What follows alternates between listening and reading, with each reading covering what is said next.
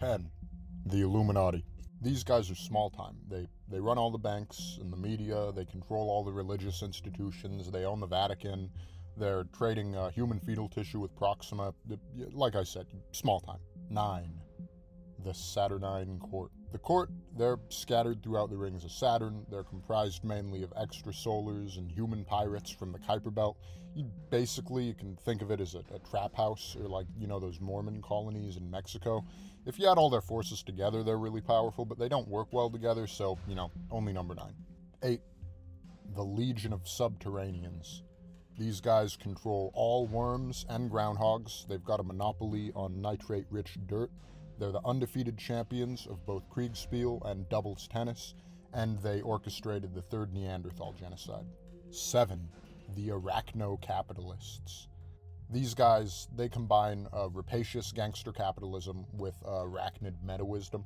They've got branch offices all through the galaxy, which are disguised as 7-Elevens. They've mastered the art of ensnaring creatures in metaphysical webs made out of dialectical materialism. 6. The Proxima Council of humanoid types. These guys, they have a virtual monopoly on Quack, Spice, Substance D, Jiminy's, Choosy, and Yod Plus. They've also got a controlling interest in novelty wig manufacturing. Basically, they set up a system of hydraulic despotism. Their immense power comes from the threat of stopping shipments. The spice must flow, etc. 5. The Bohemians of Andromeda. These guys, they do astral projection, metaphysical assassinations, haircuts, post-Marxist struggle sessions, bird flying, quasi-numerical algebra, post-Hegelian quantum nose jobs, epigenetic pity parties, antimatter makeovers, carcinogenic astrology, dialectical reverse valorization, etc. 4. The Void Pact. These guys are all immortal non-Euclideans. They're responsible for the movement of the stars. They invented the concept of evil. They're in direct communion with all 9 Satans. They're indirectly responsible for the Finno-Korean Hyperwar, the Minions franchise, and the invention of the fidget spinner. 3. The Wotep 11.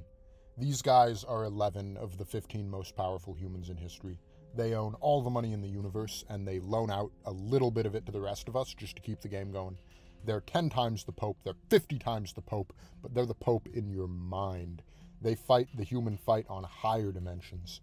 And for our own good, they socially engineer the human species by personally deciding which art will be popular and when. 2. The Sears. This organization of prescient mystics probably originated beyond our universe. They appear to be outside of conventional time. They know how the whole thing is going down, from the flight of the smallest electron to the outcome of universal politics. They control everything, and no one even knows about them because their method is so subtle. Basically, they have a phone line. They have a phone to every hotel in the world, and they run everything by giving the bellhops instructions. For this reason, you could also put the bellhops union on this list, but I see them as just a subheading of the Sears. Alright, and now, the most powerful secret society in the universe, the Boys. I mean, do I even have to explain it? The Boys, they were founded by Mr. Johnson after his defeat at the hands of Bartleby and Uncle Chuck on Halloween.